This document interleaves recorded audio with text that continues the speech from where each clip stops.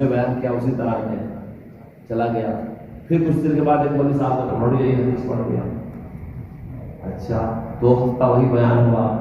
اس کے بعد ایک مولوی صاحب آئے, انہوں نے بیان کیا کہ یا معاشر النساء تصدقنا فإنی أريدکن اکثر اہل النار, عورتیں تو مجھے جہنم میں زیادہ دکھائی دیں. اگلی مرتبہ پھر ایک مولوی صاحب نے بیان کر دیا. جب 5ویں مرتبہ جوڑ رکھا گیا تو جرات مند خاتون نے کھڑے ہو کے کہہ دیا کہ یہ دونوں روایتیں ہم سن چکے ہیں, بیان کر دیجیے. جو بھی آتا ہے وہ اسی روایت میں ہم کو تانا ہے. اب یہ ادراک خواتین میں آپ کیا بیان کر رہے ہیں؟ کبھی آپ نے سوچا ہو تبلیغی جماعت والے جو خواتین کا جوڑ کرتے ہیں تو پہلے فضائل اعمال کی تعلیم کرتے ہیں, پھر ان کو وضو غسل جیسے اعمال کی ترغیب دیتے ہیں, پھر وہ یہ کہتے ہیں کہ اپنے مردوں کو مسجد کے ماحول سے جوڑو, پھر وہ کہتے ہیں تمہارے گھر میں تعلیم شروع کرو, پھر وہ کہتے ہیں کہ تمہارے مردوں کو پہلی فرصت میں 3 دن کے لیے بھیجو, اور ان کا نام لکھا ہے. ان کا تو ایجنڈا بنا ہوا ہے, انہوں نے اکابر سے سیکھا ہے. اس طرح ان کا جوڑ چلتا ہے. جب ہم جوڑ کرتے ہیں تو ہم یہ حدیث بیان کرتے ہیں اور یہ شارٹ ہو جاتا ہے. آپ کو عورتیں حدیث نہیں سننا چاہتی, یہ سننا چاہتی ہے, لیکن کیا ضروری ہے ذخیر حدیث میں ان کو ایک حدیث سنائی جائے کہ تم جہنم میں زیادہ دکھائی گئی ہو؟ یہ بھی تو ایک حدیث ہے کہ پیر ماں کے جنت ماں کے پیروں کے نیچے ہے. یہ بھی تو ایک روایت ہے کہ جس نے ایک لڑکی کی پرورش کیا اس کو جنت واجب ہے کہ نہیں؟ تو آپ وہ باتیں ان سے کہیں, یہ سیکھنا پڑتا ہے. اگر آپ چاہیں کہ آپ جا کے جوڑ شروع کر دیتے تھے, یہ سیکھنا پڑتا ہے. آپ کسی بوڑھے عالم دین سے پوچھو جس کی زندگی گزری ہے اس معاملات میں, جو نسوان چلاتے ہیں, جو واقفیت رکھتے ہیں, جن کے پاس خواتین اپنے مسائل لے کر کے آتی رہتی ہیں, آپ ان سے پوچھو حضرت جوڑ میں کس طرح. حضرت خانوی نے لکھا ہے کہ لوگ پردے کی تقریر عورتوں کے مجمع میں کرتے ہیں, حالانکہ میں یہ سمجھتا ہوں کہ پردے کا خطاب مردوں کے بیچ میں ہونا چاہیے. حضرت خانوی نے لکھا ہے. اب آپ اس کو کیسے مردوں کے بیچ میں پردے کا, حضرت نے فرمایا اگر مرد مددگار نہیں ہوگا تو کیا خواتین پردہ کر دیں گی؟ آپ تو چلے جاتے ہیں صبح کو, اب جو پانی آتا ہے عورت بیچاری پیسے پائے ہوئے جاتی ہے, دھوبی سے کپڑا وہی لیتی کہ نہیں, پڑوس کی دکان سودا وہی لیتی کہ نہیں, ہے کہ نہیں ہے بات؟ تو جب آپ گھر کے امور کا اہتمام نہیں کریں گے تو بے پردہ کرنے کا ذریعہ تو آپ ہی بن رہے ہیں. اس لیے پردے کی تقریر مردوں میں ہونی چاہیے تاکہ مرد یہ سمجھے کہ اپنے گھر میں مجھے کتنا وقت دینا ہے. تو کسی جاننے والے ماہر عالم دین سے ربط کر کے اگر آپ اپنے گھر کے محبت خواتین کے مکتب کو اس طرح سے جوڑ کر کے چلائیں گے تو آپ یقین کیجیے چند مہینے میں آپ فائدہ دیکھیں گے. اور جتنی بات میں آپ سے کہہ رہا ہوں اس سے زیادہ آپ کو بصیرت حاصل ہو جائے. یہ ہے وہ ساری چیزیں جو اس وقت ہم کو اور آپ کو کرنی چاہیے, جس وقت کو آپ قرب قیامت کا وقت کہتے ہیں, فتنے کا وقت کہتے ہیں, اختلاف اور انتشار کا وقت کہتے ہیں, دلوں میں جوڑ نہ ہونے کا وقت. جتنے حالات سے ہم اور آپ گزر رہے ہیں, ہماری اور آپ کی مسئولیت ایک دین کا ادنا خادم ہونے کی حیثیت سے ہے کہ جتنا ہمارے بس میں ہے ہم یہ چراغ جلاتے رہیں. جب ہم یہ چراغ جلاتے رہیں گے تو انشاءاللہ ہمارا ماحول صاف ستھرا رہے گا. اور ان تمام چیزوں کے ساتھ دعا کا بھی اہتمام ہوگا. یہ وہ باتیں ہیں جو میں اپنے پاس آنے والے اپنے شاگردوں کو, اپنے دوستوں کو مجلس میں کہا کرتا ہوں. ارشد نے بات چھیڑ دیا اس لیے میں نے کہہ دیا, ورنہ مجھے آپ سے 1 بج گیا جو 4 منٹ میں کہہ دوں. جو حضرت مولانا ارشد صاحب اس وقت پیغام دے رہے ہیں اور آپ کے ذریعے ساری امت کو دینے کے لیے کہہ رہے ہیں, مجھے چند منٹوں میں وہ کہنا ہے. اور شام کو موقع ملا تو میں اس بات کو اور بھی مکمل کروں گا. وہ میرے دوستو یہ ہے کہ حالات دن بدن خرابی کی طرف جا رہے ہیں. خرابی کا مطلب یہ ہے کہ اسلام اور مسلمانوں پر شکنجہ کسا جا رہا ہے اور دینی حلیہ اور دینی اداروں کو برباد کرنے کے لیے, نقصان پہنچانے کے لیے طرح طرح سے سازشیں کی جا رہی ہیں. اور مالی اعتبار سے اتنا برا زمانہ آ رہا ہے کہ جو حدیث شریف ہے قاتل فقر و یکون کفر, کہیں فقر آدمی کفر تک نہ پہنچا دے, وہ صورتحال پیدا ہو رہی ہے.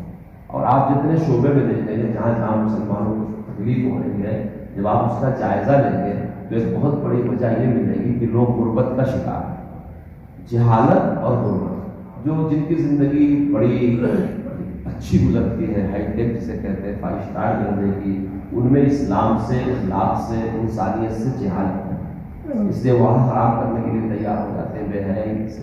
اور جو بالکل غریب لوگ ہیں ان میں اسلام کی طرف سے غربت ہے. تھوڑا بڑا اگر سیکھ بھی رکھا ہے تو غربت اور جہالت.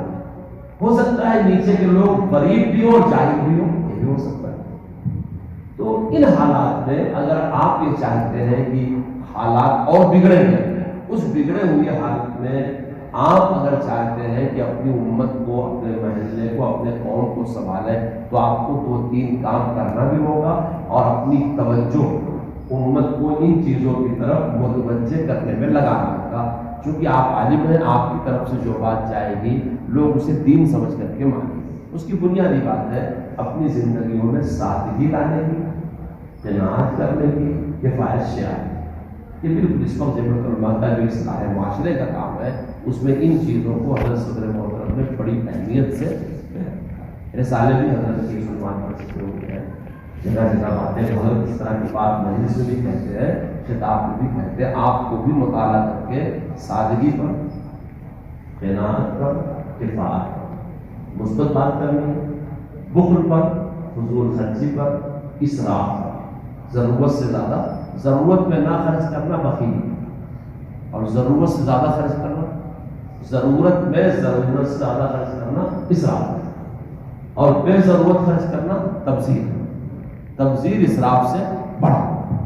آپ انہی باتوں کو صحابہ کی زندگیوں سے اخذ کر لیں, اولیاء اللہ سے اخذ کر لیں, پھر پیغام میں, پیغام کی شکل دیکھو یہ ہوتی ہے. میں اس کا متن بتا دوں کہاں کہاں آپ کو سادگی لانا. آپ عوام سے یہ کہیں, اگر آپ مہینے میں 4 فنکشن اٹینڈ کرتے ہیں, 4 شادیاں, تو اب سے آپ 2 کریں. کیوں 2 کریں؟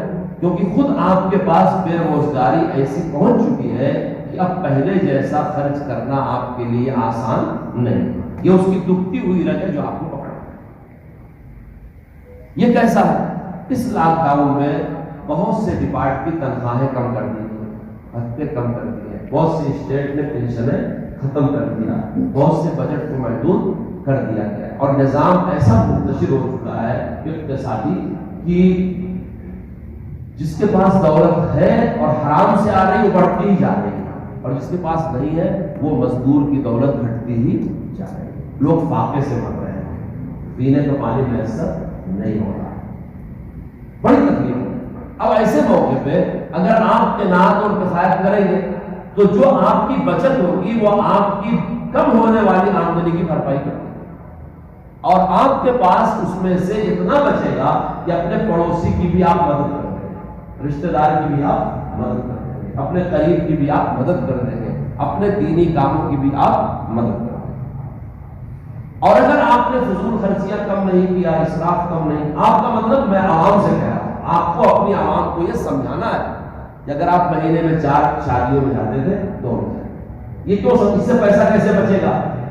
میرے دوستوں, پیسہ تو خرچ ہوتا نظر آتا ہے, لیکن جو وقت ضائع ہوتا ہے وہ تو نظر نہیں آتا.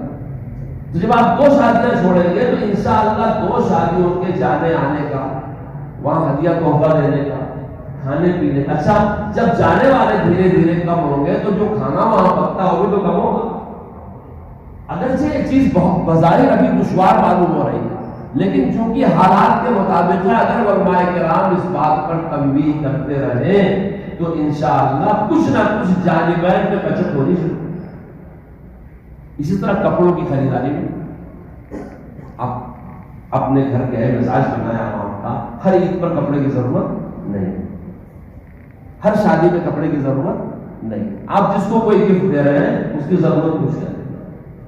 آپ کے کپڑے بھی سادے ہونے چاہیے, بچوں کے کپڑے بھی. اور اس سے آگے بڑھ کر کے جب آپ کو کبھی خواتین میں یا گھریلو زندگی میں بات کرنے کا موقع ملے تو آپ صحابیات کی زندگیاں سنیں گے جو پیبند والے کپڑے پہنا کرتے. میں کہا کرتا ہوں آج سے 50 سال 60 سال پہلے کی بڈھی عورتیں ہم سے پہلے جنت میں پہنچ چکی ہوگی, کیونکہ وہ شوق سے پیبند والا کپڑا پہن لیا کرتی تھی اور یہ کہا کرتی تھی کہ بی بی فاطمہ کی سنت ہے.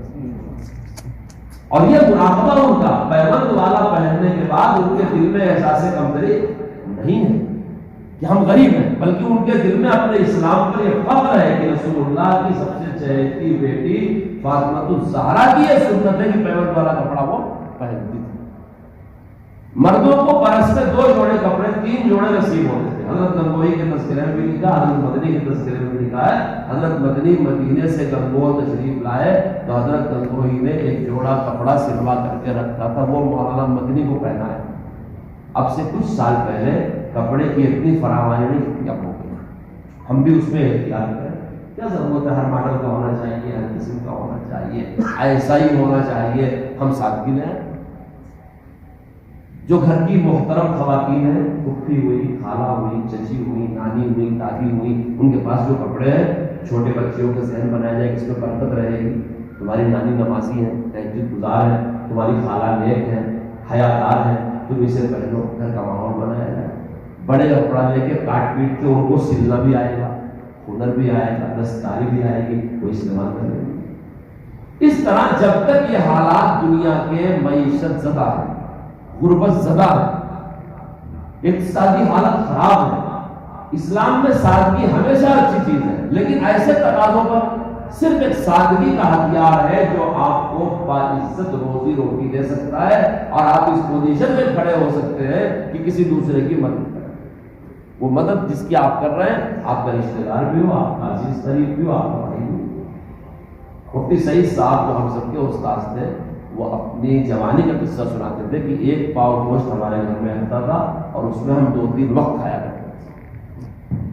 آپ ابھی جا کر کے اپنے گھر کی رسوئی کو چیک کیجیے, کچن کو بدلاؤ. آپ کے یہاں بھی جو فضول خرچی ہو رہی ہے آج کٹ کر دیجیے. زیرہ کتنا آ رہا ہے, کالی مرچ کتنی آ رہی ہے, لونگ کتنی آ رہی ہے, چھوٹی الائچی کتنی آ رہی ہے, چائے کی پتی کتنی آ رہی ہے, دودھ کی پیکٹیں کتنی آ رہی ہے. ضرورت پر خرچ نہ کرنا بخل ہے, لیکن ضرورت زیادہ خرچ کرنا, ضرورت پر ضرورت زیادہ خرچ کرنا اسراف ہے, اور بے ضرورت خرچ کرنا تبذیر. گھر کی عورتوں کا آپ مزاج بنائیے کہ جب ساری چیز تیار ہو جائے اس کے بعد سرنڈر آنا, ورنہ چولہا آگ کا بھی اسراف ہے, پانی کے اسراف کی طرح آگ کا بھی اسراف ہے. اس وقت آپ کو اپنی عوام کو, اپنے سامعین کو, اپنے رشتہ داروں کو, اپنے متعلقین کو چن چن کر